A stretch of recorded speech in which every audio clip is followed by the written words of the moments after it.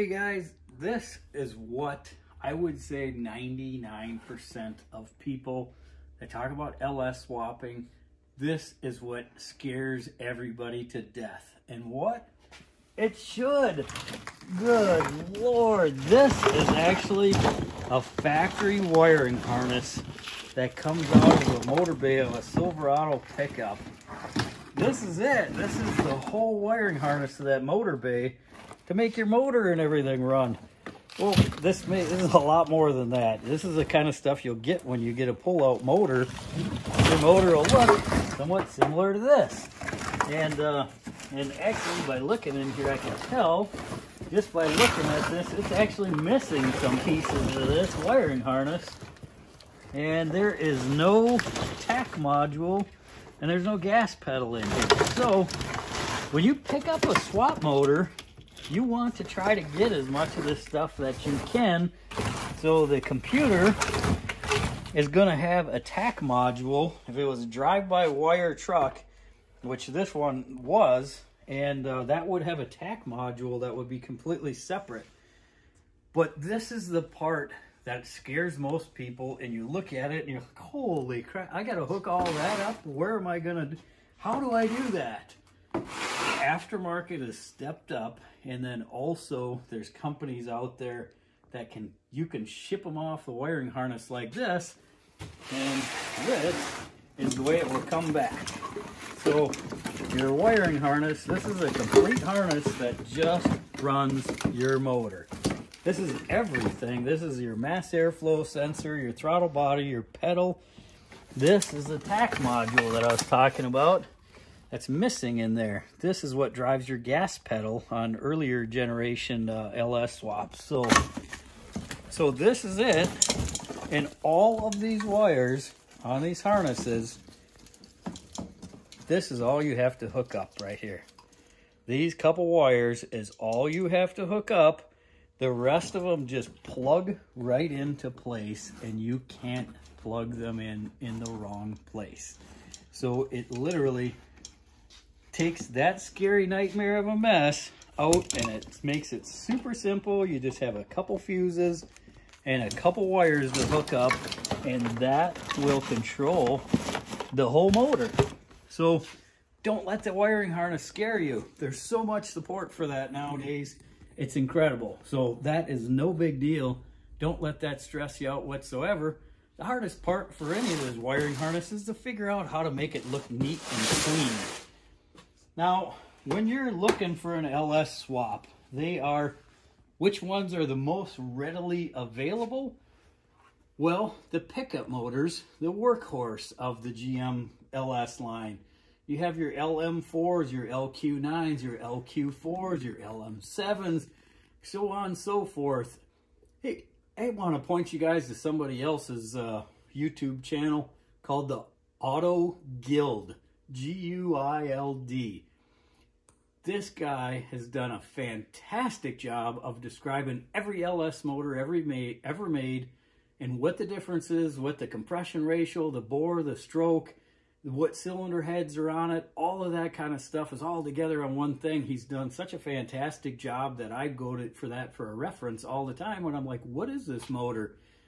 When I buy a motor like this, I really don't care whether it's an LQ4, an LQ9, an L33, whatever, because I'm just using parts and components off it, and I'm going to change it all up anyway, so everything that it was doesn't really matter to me, so I really don't even care. So if it was a 6-liter, like this one, it's going to have these big ugly covers on it and everything.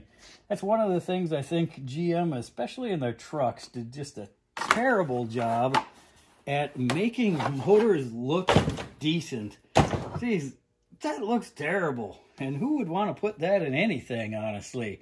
I mean, when you got to cover it up with big ugly covers to cover these motors up to make them look better than what's underneath them that's big and ugly and everything, unfortunately, they have done a fantastic job on the inside of the intake manifolds to make them an absolute workhorse, great low-end torque, great power curve and everything.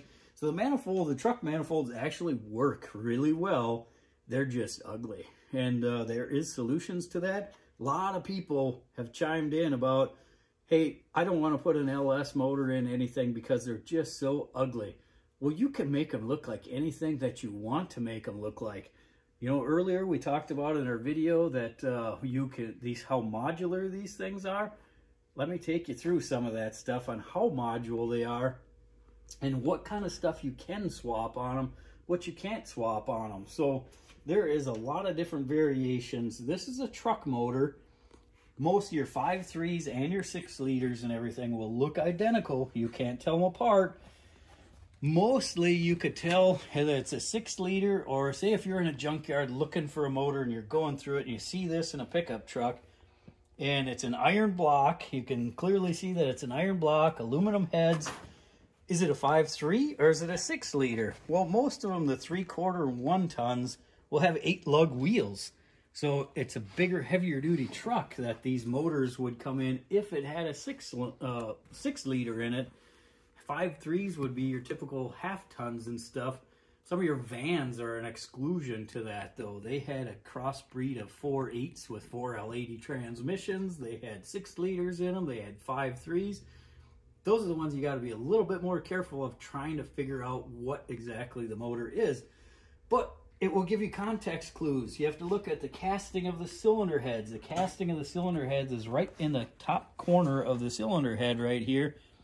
317 is the numbers on these heads right here, and that is going to be my clue that this is a 6 liter, not a 5.3, because they never put 317 heads on a 5.3 liter. So this has bigger valves. I believe they're 72 cc combustion chambers. I don't remember perfectly off the top of my head, but they are good flowing heads. They're really almost the same as a 243. The chamber is a little bit different size, so they are a good head for it.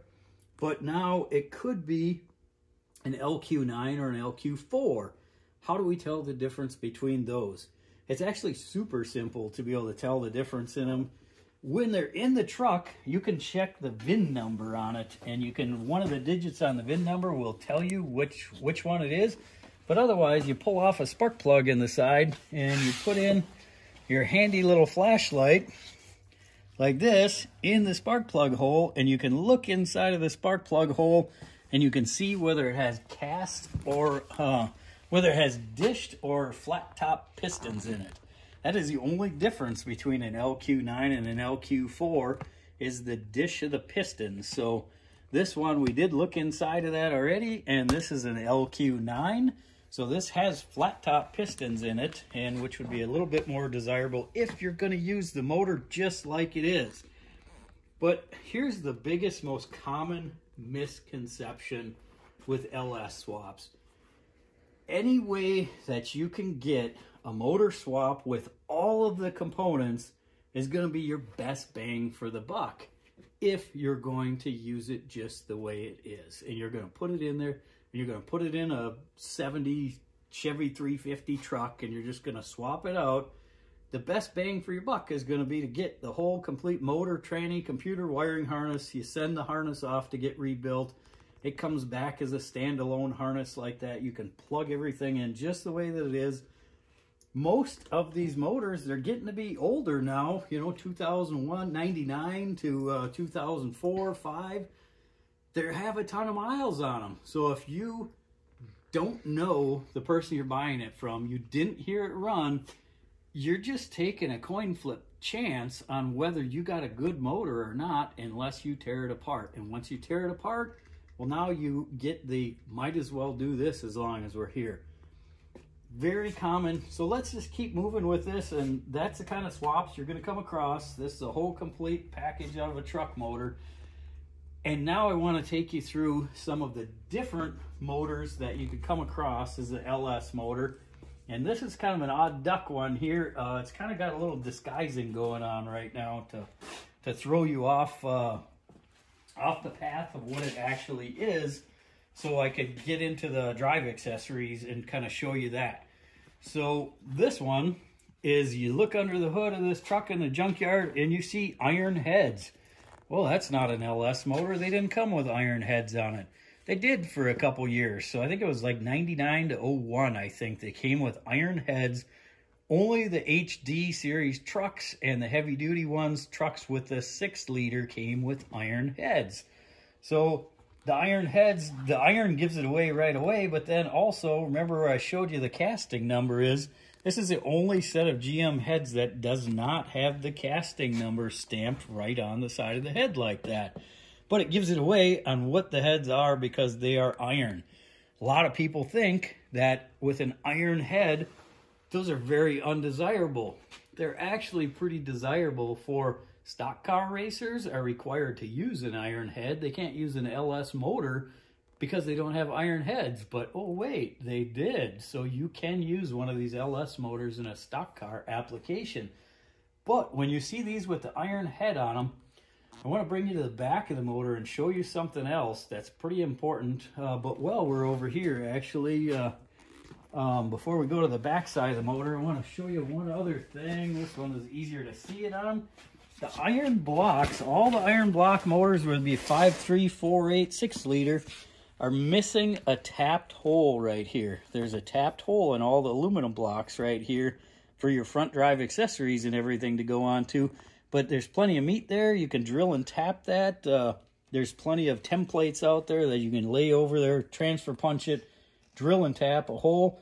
Keep in mind, all the bolts on these LS motors are all metric. There is no more standard bolts on them at all. They're all metric. Let's go around to the back side of the motor, and I want to show you something. That right down here, the crankshaft, this is a LS1 motor right here. So this is a 5.7 liter. The back of that crankshaft only sticks out like 1/4 of an inch past the back of the motor.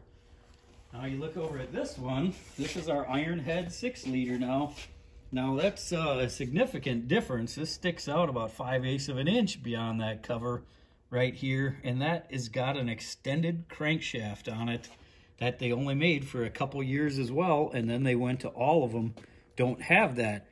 It's actually kind of valuable because you can bolt on any transmission, whether it be a Power Glide, a Turbo 350, a 400, it just bolts right on just the way any normal one would. However, with if you want to run an older transmission with one of these newer generation motors, or different generation motors, I should say, you need to run an adapter behind there to space the flywheel out farther in order to make that happen. So just a big, hint right here. If it's got iron heads, look at that back of that crankshaft to make sure that it has the extended crank. At least you know that, so you know what you have to do to bolt onto your transmission and everything. If you go to put one of these transmissions onto these iron head motors and you just bolt the 4L60 or 80 on it, you'll screw up the pump actually in your transmission, and you got to get a different crankshaft and a pump for your transmission now. So definitely keep that in mind. And now all these front drive accessories that are on here. I got it kind of set up here where, okay, you know what the truck one and everything looks like, the big ugly one here. But I laid out the balancers on the floor here, and I want you to notice the difference in height of them. So this one's a Corvette one. This one's an F-body Camaro one. This one's a truck one. So you can see the physical difference in how much farther they stick forward like that. So if you're in a tight motor bay situation and you have very limited room in the front of it to go on, you're going to want to run a Corvette balancer and a Corvette drive accessory system rather than the truck one that sticks out so far like that. The F-body one sticks forward about 3/4 of an inch farther than the Corvette one, but it also puts the alternator and power steering pump in a little bit less of a desirable situation as well. So we'll get into our front drive accessories now. Our front drive accessories, this is set up as we call an F-body setup. This is an F-body, this Camaro GTO, everything will run this water pump with the outlet on the passenger side.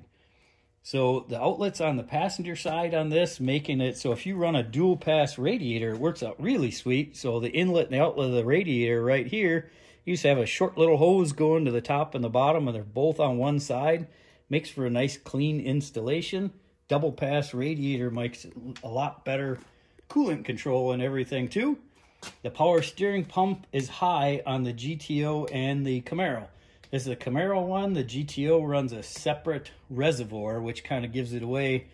So that reservoir is over here. It's separate on a GTO, but they still run the same balancer, same alternator in the same location, power steering pump in the same location.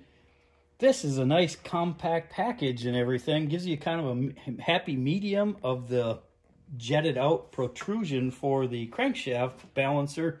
However, most people can't use this in their swap because the alternator sits down low and it sits right in the way of the steering box. The steering box is usually right here, and you usually can't run this setup in a swap situation at all. So be aware of that. The Corvette one right here is going to be your better choice for a swap, and it's also going to bring the front back. And see, this is a truck balancer because I didn't pull that off or anything yet. This is the Corvette spacing, so if this had the right Corvette balancer on it, this balancer would be about flush with the front of here. So you can see you're gaining 1.5 inches of room in the front of your motor by going from a truck balancer to a Corvette setup. So if you're going to swap this and say like a Jeep CJ or something like that, that you really need the room in the front for, you're going to want to run your Corvette drive accessories for it. And that puts the alternator up high, the power steering pump lower, but not all the way down, so it interferes with your steering box. Normally a steering box is going to be right here, so this makes it fit in there. That's generally best for a lot of your LS swaps and your Corvette drive accessories. Unfortunately, most of these are really hard to find used. Any of the front drive accessories, Holley stepped up to their game, and you can get the alternator configured on whatever side you want. We're also going to be developing some other brackets for some swaps as well as we go, so want to keep you aware of that. The Corvette, so there's basically 3 different ones. F-body, Corvette, truck. And these pans right here are very similar setup right here too. So the oil pan for the truck, that will work if you're doing a lifted up truck or a Hummer or something like that that has high, tall ground clearance. That is generally not the pan for anything else, unless your truck or car is lifted up. And most of the time, that truck pan is not the pan that you're going to want to run on your motor. So this Corvette pan has great windage control. It has great oil slopping control inside of there by all the galleys that are inside of there. But it is pretty cumbersome. Exhaust has a hard time going by it and everything, most likely. It will work in a lot of applications, but it doesn't work in a lot of them also. This is probably your most common swap pan right here. And this is a F-body.